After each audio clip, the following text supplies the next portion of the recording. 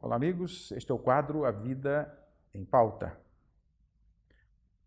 Em programas anteriores, nós falamos sobre família e a importância da família no contexto da humanidade, porque é no ambiente familiar, no lar, que nós produzimos os seres que irão para a sociedade.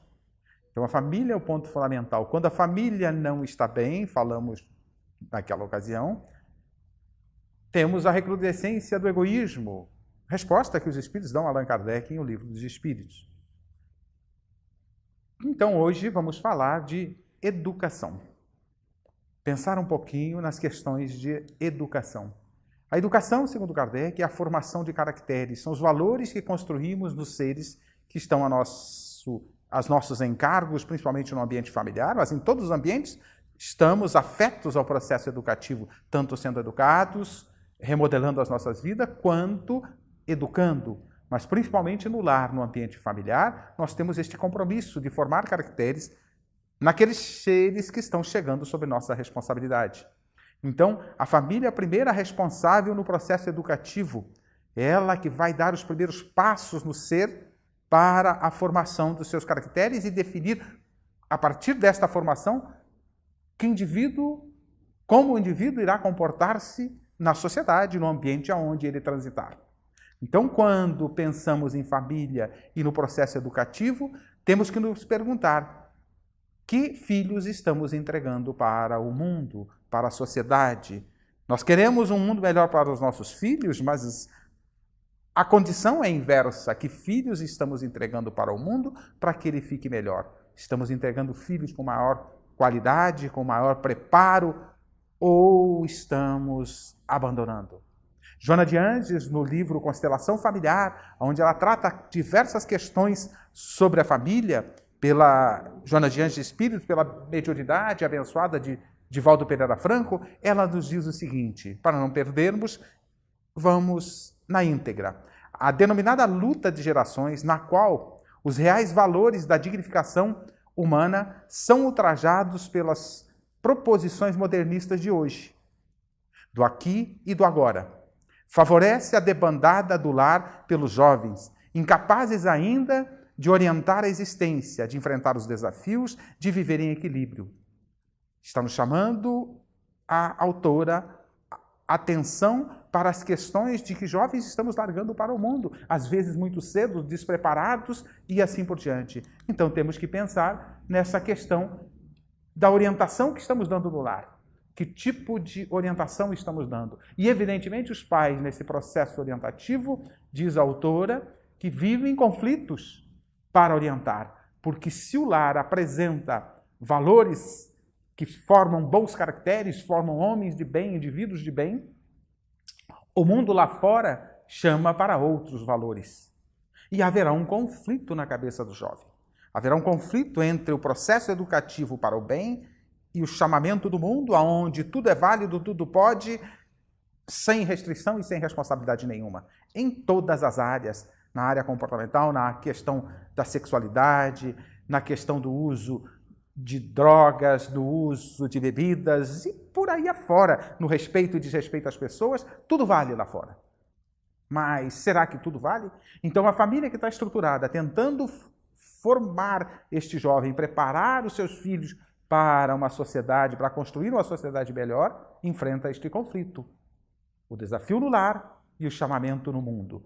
Então, cabe, evidentemente, contrapor a este chamamento do mundo as questões seguras dentro do lar. E para isso os pais precisam buscar preparar-se, precisam buscar orientar-se nessa direção e buscar os melhores recursos para orientar os seus filhos. Não dá para largá-los, porque se largá-los, os bandidos, os traficantes os adotam.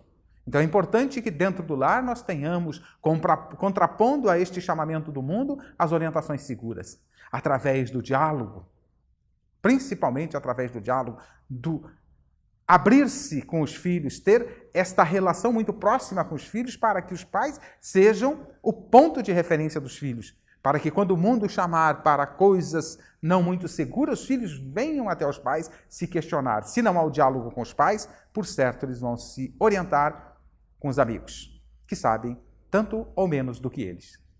É preciso que os pais também utilizem de valores, de referências, para apresentar aos filhos. Que valores estamos utilizando?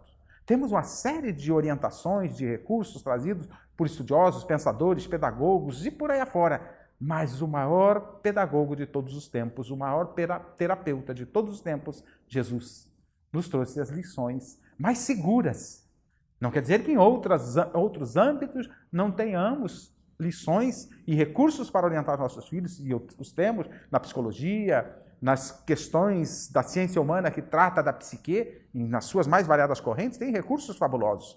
Mas a síntese de tudo e a essência de tudo encontramos no Evangelho de Jesus. Estamos utilizando os recursos disponíveis para orientar nossos filhos ou estamos terceirizando, deixando com domésticas, com empregados, com terceiros para orientar? Deixamos quando eles forem para a escola, os professores orientam, é isso? Este é o papel dos professores? Não, o papel de orientar, de educar é dos pais.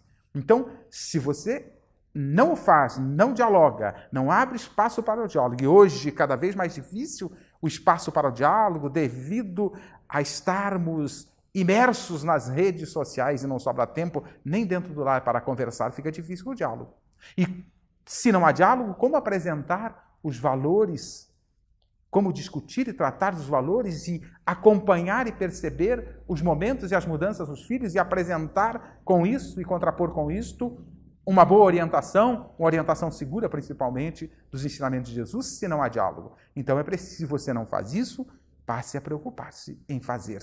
Você que tem filhos, que tem responsabilidade de educar, e não só em relação aos filhos, também no ambiente em que a gente transita, nós temos que educar, contribuir para a melhora do mundo, principalmente, aí, neste caso, com o exemplo. E esta necessidade do exemplo também é fundamental no lar, na orientação dos filhos. Então é importante que apresentemos a eles as lições, os valores, o bom diálogo, o diálogo saudável, mas também dentro das nossas ações apresentemos os exemplos, o nosso comportamento, de acordo com o mundo melhor que queremos. Queremos um mundo de paz, temos que construir a paz dentro do lar e apresentar esta paz àqueles a quem estamos educando. Se queremos um mundo de confiança, de honestidade, de segurança, sem corrupção, precisamos apresentar para os nossos filhos e para o mundo à nossa volta, mas especialmente dentro do lar, para os nossos filhos, que não somos corruptos. E não somos corruptos, não é considerando grandes valores, valores exorbitantes, coisas desse gênero, que não sejamos corruptos nas pequenas coisas. Como assevera Jesus, quem não é fiel nas pequenas coisas, não será nas grandes. Então é preciso que aproveitemos os recursos que estão disponíveis para construirmos um mundo melhor através da formação daqueles que estão sob a nossa responsabilidade. E os recursos estão disponíveis. Por isso a importância do estudo de várias áreas para auxiliar a nossa razão, abastecer os nossos recursos de diálogo junto àqueles que estão sob nossa responsabilidade, mas principalmente o estudo do Evangelho. Por isso, a doutrina dos espíritos, os espíritas, de uma maneira geral, procuram exercitar esse estudo do Evangelho dentro do lar. E já falamos aqui da outra feita, o estudo do Evangelho no lar, sua importância, seus benefícios e como fazê-lo. Mas se você não sabe como fazê-lo, procure orientação numa casa espírita que será orientado com certeza de como melhor fazer o estudo do Evangelho no lar. É a ferramenta fabulosa, porque além de propiciar o aprendizado das lições trazidas por Jesus, oferece aos filhos a oportunidade de questionarem a respeito destes valores. E na hora que o mundo chamar lá fora para questões não muito saudáveis, eles terão neles mesmos o que contrapor. E se não encontrarem a contraposição neles mesmos, eles saberão aonde procurar e a quem perguntar, normalmente aos pais. Desde os primeiros instantes que a criança nasce, os pais já assumem a responsabilidade de educar, de encaminhar os filhos para serem homens de bem. Mas o Evangelho é, sem sombra de dúvida, o guia seguro para auxiliar os pais no processo educativo. Mas todo o auxílio começa na prática, antes de mais nada, nos próprios pais, pelo exemplo. Continue assistindo o nosso programa Espiritismo em Palavras Simples.